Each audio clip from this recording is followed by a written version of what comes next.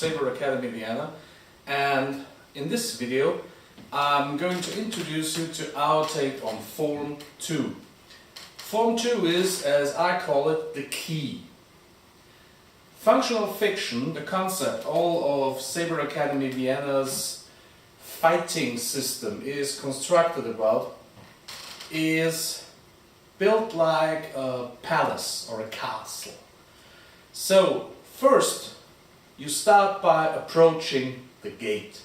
This is Form 1, where you learn all the basics, like basic stance, basic attacks, basic parries, defenses, moving in the most basic way, which means a two-handed fighting style, not really sophisticated but rather straightforward, and also very practical, but maybe for some not really flashy enough. Now, in Form 2 you get the key to the gate, which means you are learning different things that accomplish something by combining it with Form 1, like a key to a gate. So the aim is to get this key, turn it into the lock and open the gate, so you are now able to stroll forward into the main hallway of this building, which is called functional fiction. Form 2 introduces new and very important concepts when it comes to actual fighting. First of all, Form 2 introduces you to one-handed weapon use. With Form 1 you learned to hold the saber in both hands, which is, for most people, it's the most intuitive way to handle a LED saber, because most of them have really long handles. We know in the movies we almost always see them used with two hands, because there is a certain resemblance to Japanese sword fighting arts, and the Japanese sword fighting arts are two-handed, which is a cultural thing and has to do with Japanese warfare in general and philosophy, and it's not really a practical thing. Now with functional fiction we begin with Form 1 and the two-handed saber grip, and in Form 2 we introduce the one-handed use, because later on you will be required to switch between one and two-handed use of your saber.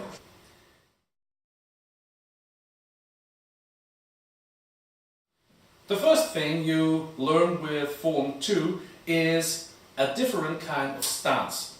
In Form 1 we learned the mobile forward-oriented stance, which is really great to move around, to put pressure on your opponent.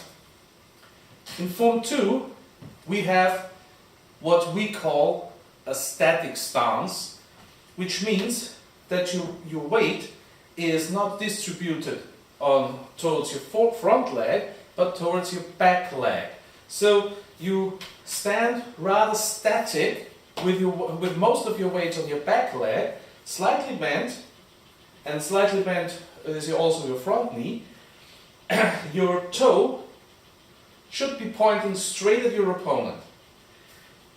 This resembles a classic fencing stance, like in épée or foil and saber, but it is a little bit different. First of all, you have to keep your core under tension. You have to keep your torso erect, right over your point of balance. And from this stance, you can move forward, you can move backwards. And if you do this, you already see that sideways movements to the side is rather difficult to do from this kind of stance. So this is the static stance, which is a really good exercise to do, especially when it comes to the lunge. We will come to that later on. But it will not really be that beneficial in actual fighting. So, to take the handicap out of the stance, you have to move a bit lower and distribute your weight more evenly between the front and the back leg. And from this stance, it is no problem to move sideways in different directions. And you can also lunge. The problem with any kind of this stance is it will be not as fast as the mobile stance we learned in Form 1.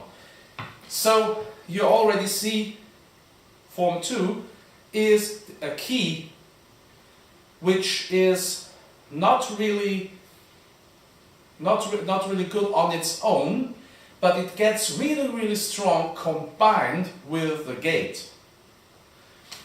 So if you switch between stances and switch between techniques of Form 1 and Form 2, you already have a really good fighting system, method at hand.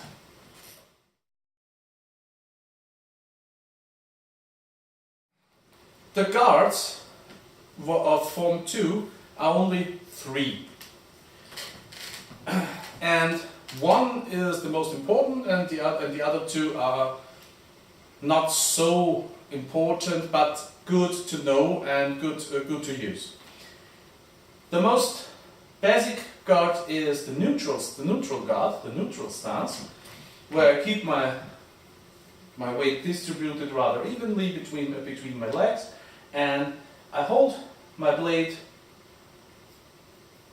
like this, a bit to the outside of my right knee, angled slightly inwards, so there is a lot of cover provided from the outside.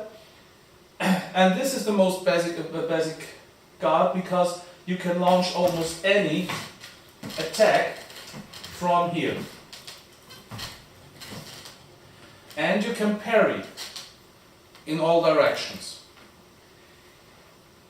The second guard is called the iron door, where you move your right hand by turning it to the inside, about your navel, and you close the center line and the inside. But you're open on your outside, so there's a certain way of providing an opening for the attack. And the third guard is the hanging guard. From this guard can be done a lot of attacks, but it's also an invitation for the opponent to attack, which can be used to deceive the opponent.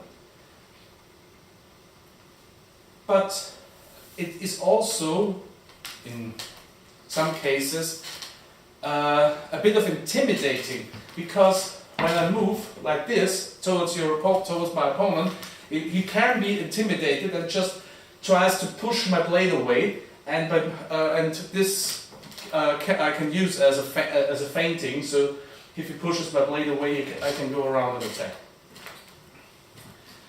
These are the 3 guards. Nothing special about it, just because they are one-handed. You can also, but this is not a real guard, drop your point from the neutral guard. So this is an invitation to attack the upper openings.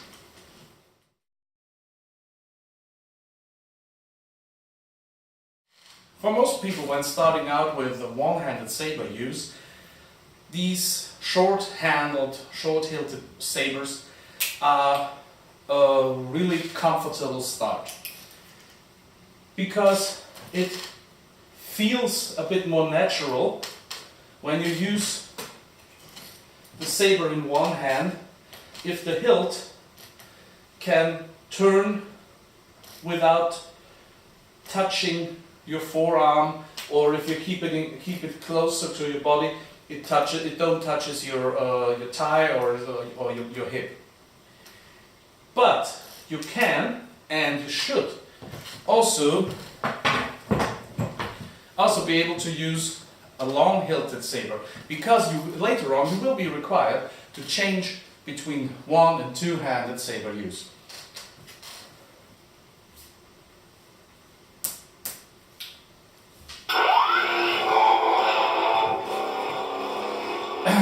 As you can see, I'm gripping my saber with the forefinger a little bit extended on the emitter, and I can also press here in a saber grip. And with this kind of grip, I can perform all the attacks on the club face,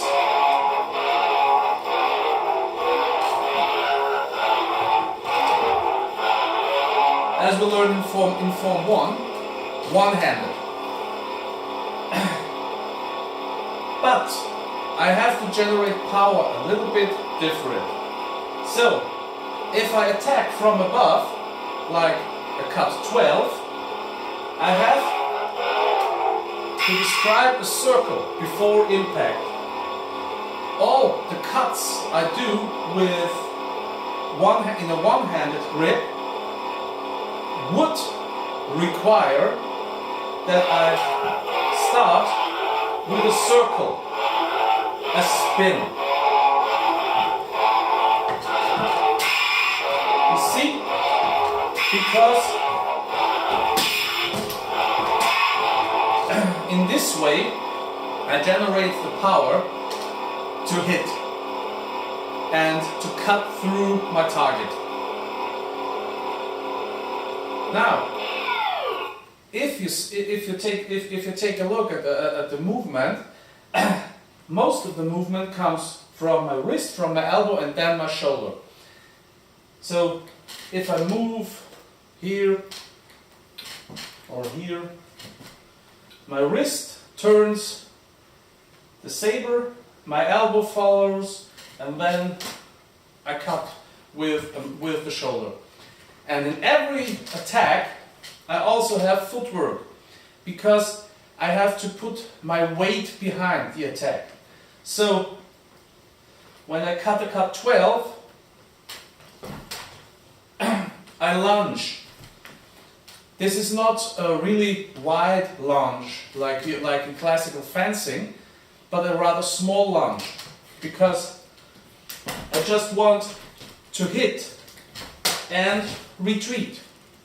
Because every attack, especially one-handed, can be parried, and there can be a riposte, a counter-attack. And I have to be able to keep myself safe from the counter-attack, and I do this in lunging and retreating. This is another concept that is very, very important in every kind of fencing and in every kind of saber fighting.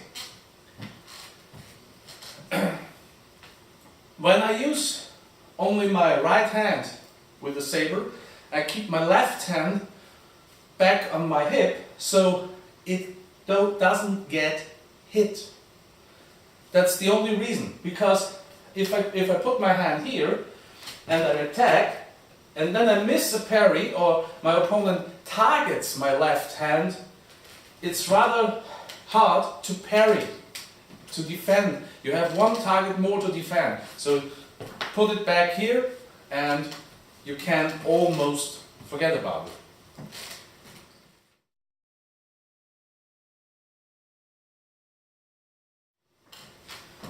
Now we come to the most basic defense.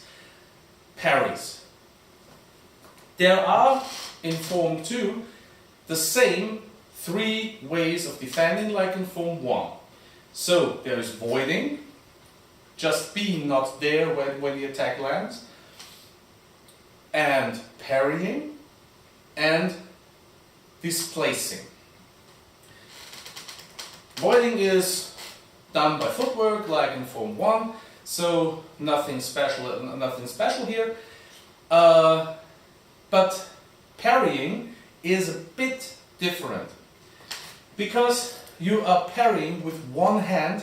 You don't have the leverage on the hilt like you had with 2 hands. So if you parry, you have to parry a bit different. So I'll just give you the basics, and we'll do another video where you see where parry against an actual attack, like we did with Form 1. So the most basic attack, the cut 12, I parry with a horizontal parry like in Form 1. If the attack comes from my outside, so this would be cuts 10 and 11 from the opponent's side, I parry like this with my saber blade pointing slightly to my upwards and to my left. So any cut that comes here, I can turn away. And this is a crucial movement, because just parrying like this invites a slide down to the hand. So I parry and move it away. If the cuts come from my inside, like cut 1 and 2 from the opponent's side, I parry like this. You see, it's the same, but I can also move the incoming blade away. So I can open up my opponent for a counter attack and keep my hand safe. Cuts 9, 3 and 9. With a one-handed blade, with one-handed grip, you will see a lot of horizontal cuts to the head and horizontal cuts to the torso. Because with a one-handed grip, these cuts are really fast and have a real great movement which is hard to engage. But it depends on the height of the attack with how I do the parry. So if they come in at my head, I parry in a nearly vertical way, like in Form 1, pushing towards the outside, or towards the inside, or towards the outside. And I keep my hilt rather close to my body, so I can just turn my body and get my center line behind my blade, so there is a lot of pressure I can absorb. If the attacks fall lower, like my torso and my hip, I parry with a vertical hanging parry. So there is no danger from my hand, and I can push a bit to my inside or to my outside, just to keep the incoming blade from moving around my parry. So if the attack comes from the outside, I parry like this, and if the attack comes from the inside, I parry like this. This is also the way to parry the cuts from below. So if there are cuts coming from down under, I parry them, and I remove my front foot, so there is also a voiding motion.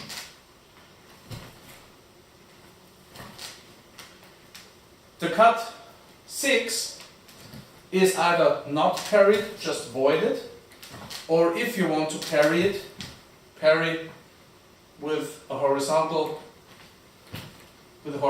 parry and keep it down so you can counter to the head.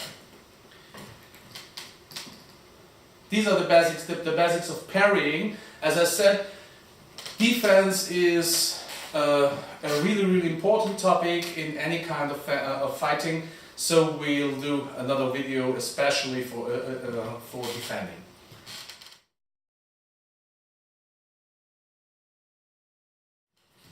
Now, the maybe most important attack of Form 2 is the thrust. You already have learned to thrust in Form 1, but as with any kind of two-handed fighting style, you lose reach by having your left hand on the hilt. So if you thrust, this is especially true because if you thrust in a two-handed way, your left shoulder is the point where you cannot go further. You don't have more reach than your left shoulder. When you do the same thing, one-handed, you see there is a lot of reach just by not having the left shoulder as the end point. And if I combine the thrust, which always starts with the weapon hand, so your weapon moves first and creates a threat before your body follows and creates a target. When I combine this movement with a lunge, I can cover a lot of distance and still provide enough penetrating power to deliver a really good thrust. So when I start from here and I keep my weight distributed more evenly, a bit more on the back leg, and from this I lunge, and you see my left hand provides a counterpoint for balance, and my right knee must not look over my toes, as this could build up unnecessary tension on the tendons, and I have a straight line right into my target. This would be a perfect thrust. In reality, there is nothing perfect. So probably most thrusts in free play will more look like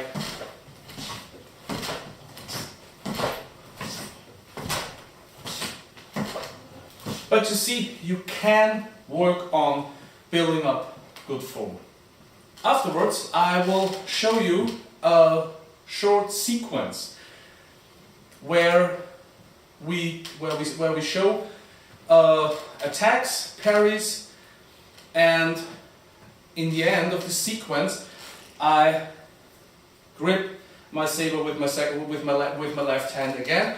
But this is to give you an impression of how Form 2 will look in the videos to come and what we're going to build up to.